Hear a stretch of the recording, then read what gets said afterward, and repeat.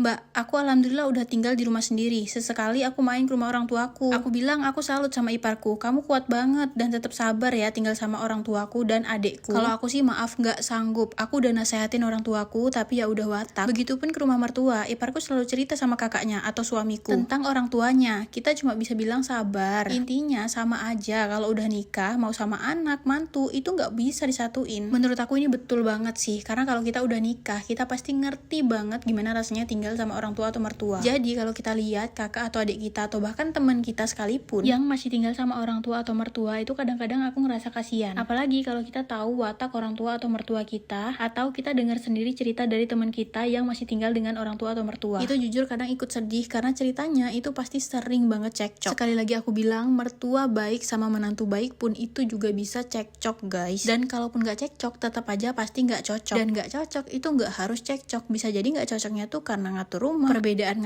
perbedaan masak, perbedaan bumbu, perbedaan selera makan, perbedaan ngurus anak, dan lain-lain. BTW itu yang aku tunjuk yang mau aku masak ya guys. Aku mau bikin sambal, sayur bening, lalap timun, sama apa ya, aku mau numis tempe kayaknya. Pokoknya kalian lihat aja aku mau masak apa aja hari ini, sambil aku mau balas komentar. Inti dari segala inti, mertua sama menantu itu gak boleh campur. Dalam satu rumah itu gak boleh ada dua kepala keluarga dan dua ibu rumah tangga, karena bakalan ada satu kepala keluarga yang kalah dan rumahnya tuh bingung mau ikut aturan ibu rumah tangga yang mana. Bentar-bentar, sebelum lanjut cerita, ini aku mau tunjukin sesuatu. Buat yang suka ngonten-ngonten produk, ini rekomendasi banget dari aku. Ini tuh tripod kaki bulat dengan harga yang paling murah. Aku udah cari-cari, aku udah telusuri di TikTok Shop, dan inilah yang ada di keranjang kuning aku yang paling murah guys. Jadi kalian langsung cek aja kalau kalian mau punya kayak gini juga. Buat aku ini kepake banget karena aku selain ngonten daily, aku juga ngonten barang-barang atau produk-produk gitu guys. Sebelum punya ini, aku tuh pakai tripod yang kakinya 3, tapi aku tungging-tunggingin gitu guys. Aku miring-miringin gitu, tapi semenjak ada ini, udah enak banget buat ngerekam produk. Jadi nggak perlu lagi aku ngerekam produk dari samping, aku bisa ngerekam dari atas, biar produknya tuh lebih jelas gitu guys. Terus ini juga biasanya aku pakai di dapur kalau misalnya aku lagi masak, biar bisa ngambil footage-nya tuh dari atas masakan, dari atas kompor gitu ya. Jadi aku pakainya ini juga. Ini selain buat tempat HP, juga ada buat tempat